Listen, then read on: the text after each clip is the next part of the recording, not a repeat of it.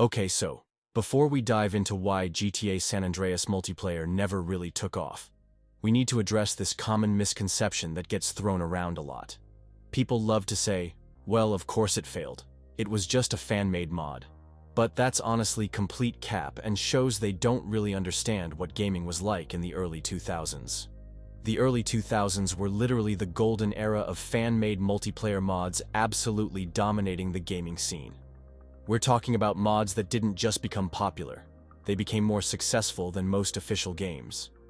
Counter-Strike started as just some random Half-Life mod created by a couple of college students, and it ended up becoming one of the most influential FPS games in history. Valve literally hired the mod creators and turned it into a franchise worth millions. Then you had Day of Defeat, also a Half-Life mod, which got so popular that Valve again just bought it and made it official. Team Fortress started as a Quake mod, before becoming Team Fortress Classic. Natural Selection was this insane Half-Life mod that mixed FPS with real-time strategy and built this massive dedicated community. Defense of the Ancients, better known as Dota, was a Warcraft 3 mod that basically invented the entire MOBA genre and paved the way for League of Legends and everything that followed. Even beyond the mega successful ones, there were countless smaller fan-made multiplayer experiences that had thriving communities. Gary's Mod gave people infinite creative possibilities. The Specialist was this Matrix-inspired Half-Life mod with bullet time and kung fu that had people absolutely obsessed. Pirates, Vikings, and Knights was pure chaotic fun. All of these were passion projects made by fans, for fans, and they built legitimate gaming communities that lasted for years. The gaming landscape back then was totally different from today's instant gratification world.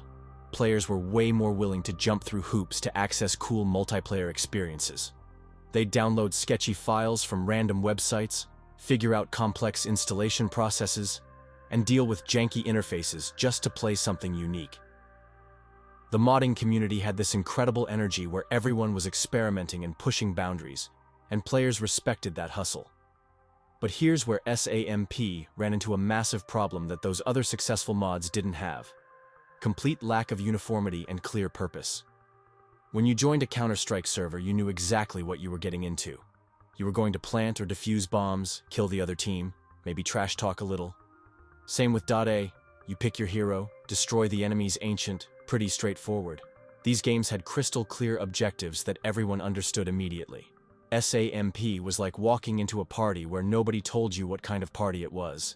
Some servers were hardcore roleplay where people were literally living second lives as gang members with complex backstories, and you'd get kicked for breaking character. Other servers were just pure chaos. Spawn with weapons and go crazy. Some were racing focused, others were about building and creativity, and some were weird hybrid experiences that nobody could really explain. You could join a server expecting GTA-style mayhem, and instead find yourself in some elaborate cops and robbers roleplay where you needed to follow traffic laws. This might actually work pretty well in today's gaming world, where we're used to games like Roblox or VRChat that are basically platforms for different experiences. But back in the early 2000s, online gaming had a completely different mentality. The whole point of multiplayer was competition. You played against other people to win something, to prove you were better, to climb rankings, or at least to have some shared goal everyone was working towards.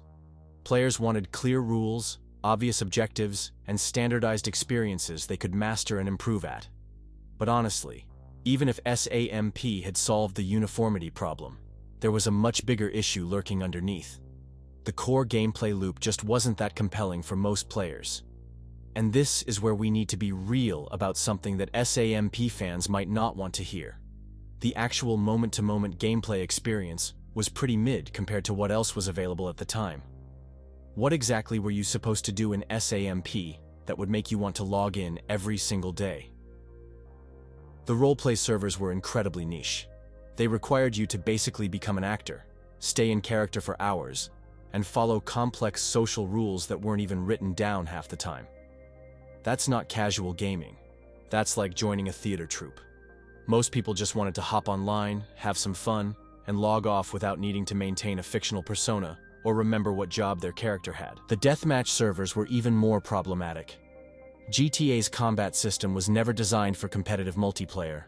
The shooting mechanics were clunky, The hit detection was questionable, and the whole thing felt floaty compared to dedicated shooters like Counter-Strike or Quake. Why would someone choose to have gunfights in SAMP when they could play games that were actually built from the ground up for that experience? It's like choosing to play basketball with a soccer ball. Technically possible, but why would you? Racing in SAMP had the same problem. The driving physics in San Andreas were designed for single-player chaos and cinematic moments, not precise competitive racing. The cars felt loose and unpredictable, which was perfect for pulling off crazy stunts in the campaign, but terrible for actual racing competition. Games like Need for Speed Underground were already dominating that space, with proper racing mechanics, customization systems, and progression that actually mattered.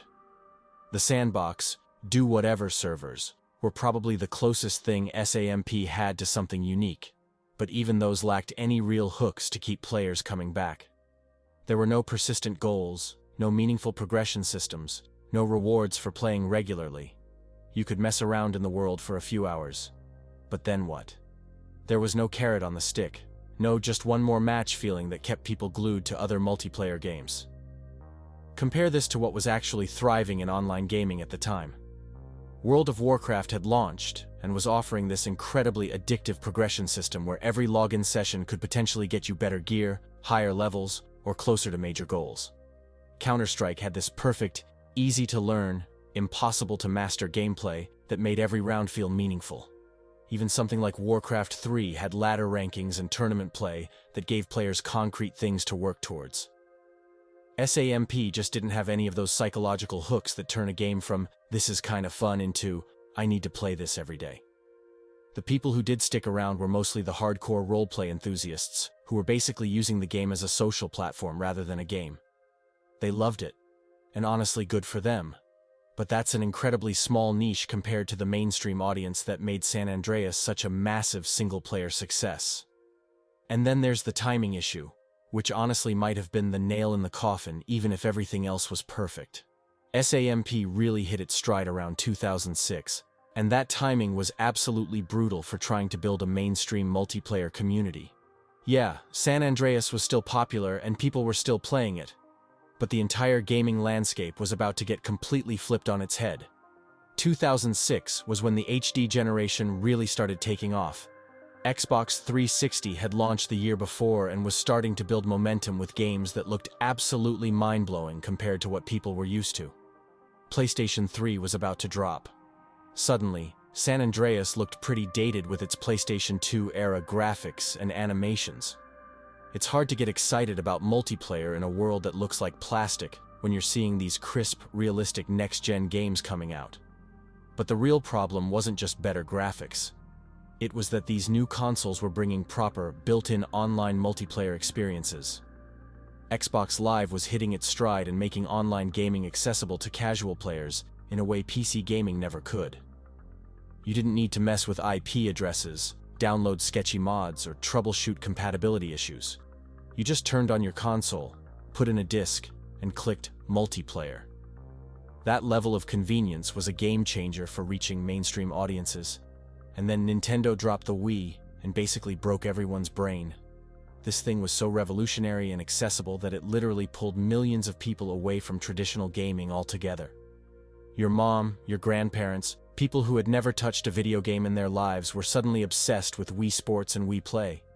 A huge chunk of the casual gaming audience that might have been interested in something like SAMP just disappeared into the Wii ecosystem for years. They were too busy bowling in their living rooms to care about roleplay servers or deathmatch modes.